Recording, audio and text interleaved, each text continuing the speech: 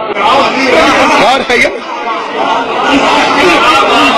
اجازت ہے میں تقریر سناؤں آپ کو حضور؟ کائنات کے سب سے بڑے خطیب نے تقریر کو شروع کیا کسی مسلمان کی کتاب سے نہیں. Mr Edward Gibbon the fall of the Roman empires, عیسائی مورخ کی کتاب ہے مشہور زمانوں. اور اس زمانے میں کتابیں جا کے ڈھونڈنے کی ضرورت نہیں کہ جی ہمیں دکھاؤ، نیٹ میں بیٹھو آگے کتاب نکل آئے گی. دا fall of the Roman umpires. شیعہ نہیں، سنی نہیں، مسلمان نہیں. وہ کہتے کائنات کے سب سے بڑا نبی تقریر کرنے کے لیے اٹھو.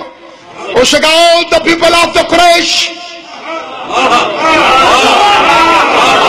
I am the last prophet of God. میں اللہ کی طرف سے آخری نبی بن کر آیا ہوں. Who will help me? کون ہے جو میری مدد کرے؟ Who will follow me? کون ہے جو میری اتباع کرے؟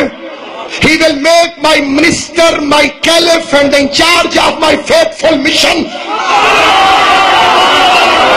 جو میری مدد کرے گا وہ میرا وزیر ہوگا، وہ میرا خلیفہ ہوگا، وہ میرے مشن کے انچارج ہوگا. قبلہ آل محمد کی عزت کی قسم میرا دل کاری نہیں رہا کہ میں زمین پہ کھڑے ہو کے یہ فکرہ پڑھوں، عرش پہ کھڑا ہو کے پڑھوں تو پھر بھی فکرے کا حق ادا نہ ہو. غیر مسلم عیسائی کہتا ہے کہ سب کے سب چپ تھے بٹ ون چائلڈ، لیکن ایک بچہ who was the 10 years old جو 10 سال کا تھا and his name was علی، اور اس کا نام علی تھا. he jumped، وہ اچھلا and cried، اور رسول اللہ I will help you, I will follow you, I will break the bones of your enemies. یا رسول اللہ میں تیرے دشمنوں کی ہڈیاں توڑ کے رکھ دوں.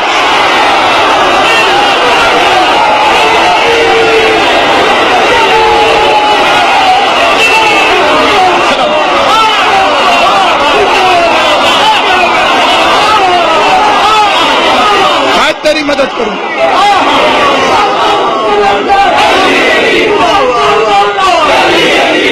سارے مل گئے.